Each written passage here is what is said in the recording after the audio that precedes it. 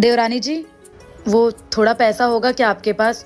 वो छोटी की तबीयत खराब हो गई है तो सोच रही हूँ हॉस्पिटल जाके दिखाऊं। दीदी है तो, पर मुझे काम है। बहुत जरूरी है, ये आएंगे तो इनसे मांग के दे दूंगी। माफ करना दीदी, मैं नहीं दे पाऊंगी। ठीक है।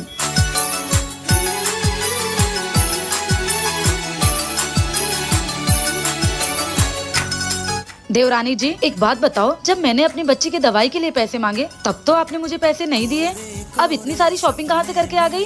दीदी वो पैसे मैंने इसलिए नहीं दिए क्योंकि पहले मुझे शॉपिंग करनी थी। परिवार में ऐसा नहीं होता है देवरानी जी, पहले परिवार के लोगों की जरूरतें पूरी होती हैं, उसके बाद शौक पूरे किए जाते हैं। पर मेरे लिए सबसे ज्यादा मेरे शौक जरूरी है। यही फर्क है तुम जैसे लोगों में, कि कुछ लोगों को पैसे ज्यादा जरूरी होते हैं और कुछ लोगों को अपना परिवार। खैर, आप लोगों के लिए क्या जरूरी है, परिवार या फिर पैसा? देवरानी जी वो सो गई, लगता है इनकी तबीयत ठीक नहीं है। एक काम करती हूँ, सारे काम मैं ही कर लेती हूँ, इनको आराम करने देती हूँ।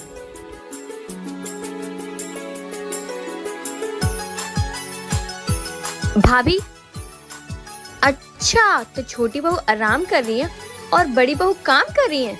बहुत पटती है ना दोनों में। अभी इन दोनों की जोड़ी में आग लगाती हूँ।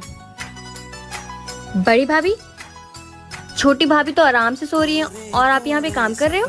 वो देवरानी जी की तबीयत खराब थी ना, तो मैंने सोचा मैं ही काम कर देती हूँ, आज उनको आराम करने देती हूँ। भाभी देखना, कहीं ऐसा ना हो जाए वो आराम कर करके इस घर की महारानी बन जाए और आप सारा काम करके इस घर की बस नौकरानी बन के रह जाओ। नहीं छोटी, इसमें नौकर वाली क्या बात है, वो काम करे या मैं काम करूँ, घर तो हम दोनों का ही है ना। अभी आपकी शादी नहीं हुई है ना, जब आपकी शादी होगी तब आप अच्छे से समझ जाओगे रिश्तों की अहमियत। रिश्तों की कदर करने वाले ही रिश्ते बचा पाते हैं। क्या मैंने सही कहा? नमक जैसा किरदार बनाओ, न आपका कोई ज्यादा इस्तेमाल कर सके और न आपके बिना कोई रह सके। बहुरिया जल्दी तैयार हो, बाहर सारे मेहमान आ चुके हैं। माची मैं रेडी हो गई, चलिए। और ये क्या, इतना क्यों सजी धजी है? बेटा नहीं बेटी हुई है, इतनी खुशियां मनाने की कोई जरूरत नहीं है। मतलब माँ जी, बेटी हुई है तो मैं खुशियाँ नहीं मनाऊं? बेटियां तो घर की बोझ होती हैं, बेटा होता तो घर का वंश आगे बढ़ाता।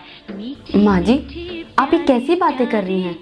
आप खुद भी तो एक बेटी हैं और एक बेटी के आने से आप खुश नहीं हो रही हैं? माँ जी, इस घर में लक्ष्मी आई है और उसका स्वागत तो मैं सज धज के ही करूँगी, आपको चाहे जो भी लगे। और मेरा बस चले ना माँ जी, तो मैं पूरे शहर में मिठाइयाँ बंटवाऊँ।